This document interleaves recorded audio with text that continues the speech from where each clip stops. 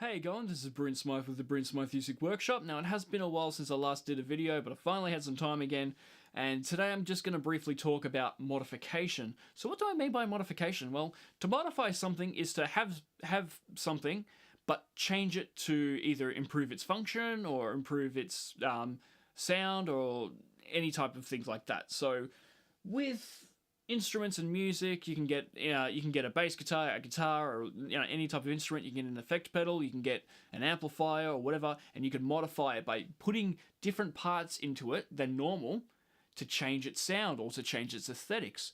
So what I've done is I've actually modified my Fender fretless jazz bass. Now this is just a Mexican Fender Jazz, just a standard model. It was a floor model. I bought it from a store. I took it home with me.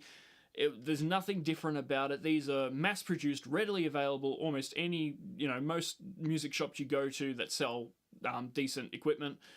But I felt, and this is a great instrument as well. But I felt that as good as it was, it could always be, it could have been improved a bit more, and that's why I've turned to modifying by buying new equipment for it.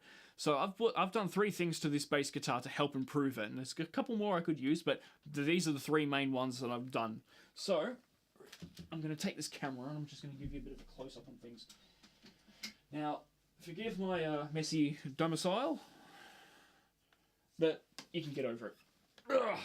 Now, what we've got here, the first thing that I've modified is actually the pickups. Now, this bass did come with the stock Fender single coil jazz pickups. I've actually replaced them with Bartolini pickups. Now, these are single coil as well. They're also, I think the model number was something along the lines of the Bartolini J91 or something like 91L or something or other. They came in a set, so that was fine. But the reason I chose these ones is because these Bartolini pickups, they accentuate the lows and the low mid frequencies of the bass and the strings. So I thought that would be really, really good to use on a fretless jazz bass. So yeah, that's why I chose that, and I believe that has actually improved the sound. The next thing that I've modified, if you can see these tuning pegs here, there's a little lever underneath here. Oh, I wonder what that does. Oh, you can see it moves things. Ooh, interesting. Let's have a look at the back.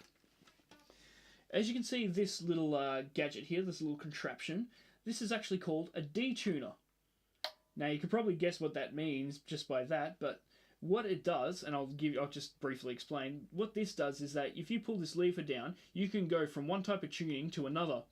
And the way I've set this up is that if I'm in standard E, if I push this lever down, it will drop me down one whole step.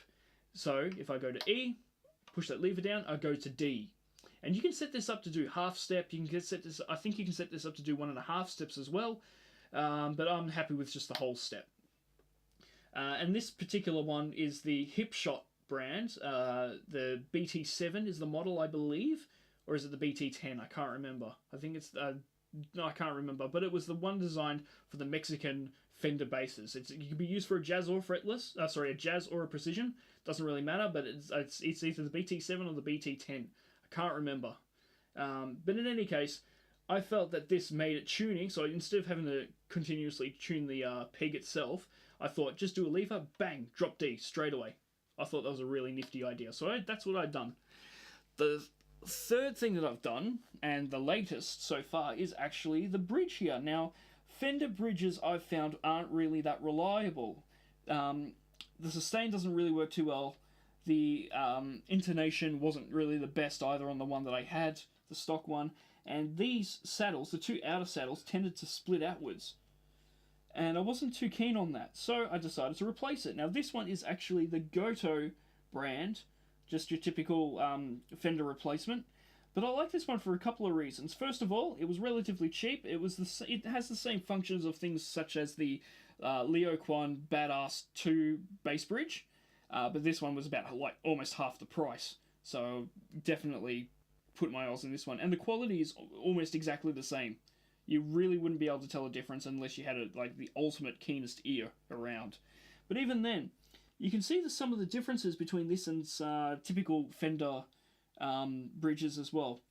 It's actually got grooves under each one of these saddles. And these grooves actually help prevent it from twisting out. So I really thought that was a really good idea. It's also a lot heavier. The weight is a lot heavier than the stock Fender bridges.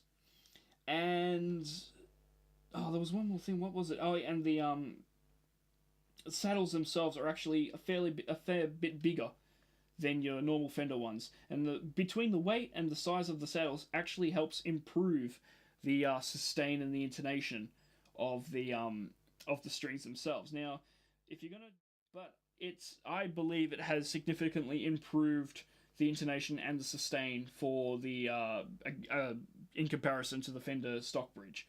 So those were the three things that I have modified with my bass guitar. Okay, I'll just fix this up, put this back on here. There we go. So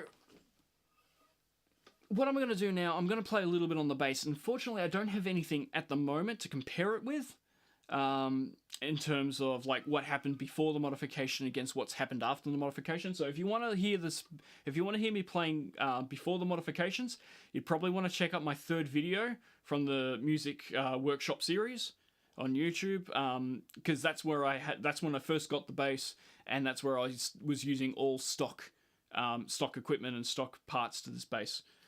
So I'm going to play a little bit just so you can hear how it sounds now after the modifications. So typical setup, half volume on the front pickup, full volume on the back, most of tone, and it should sound like this.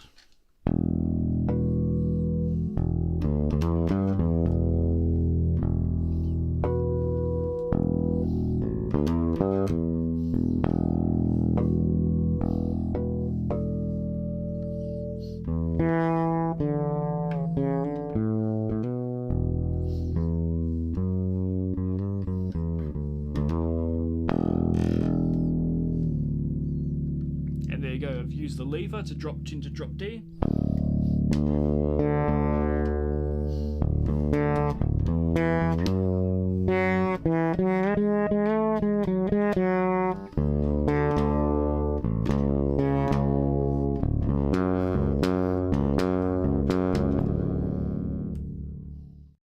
So yeah, that's how the bass sounds, and I believe that with the modifications it has improved the sound. Okay, so in terms of the viewers at home, or whatever you're watching on, and whatever you care, if you've been playing your instrument for a while and you feel like it's not the right sound for you, or it's not the right equipment for you, one solution to change things up a bit and see if you can improve it is actually modification. Now, it's not the solution, it's a solution. There are different ways to go about changing your sound, but in terms of, for me, the way that I've gone about with this particular bass guitar, I felt that I've chosen the right decisions with what I've done. And there may be something new in the future that could come out that might even improve it a bit more. We'll see how we go. But at the moment, I'm happy with the way that it is. And if you feel that you can improve your equipment using modifications, I say go for it. If you've got the time, if you've got the money, if you've got the labor to do it, go for it. See how you go.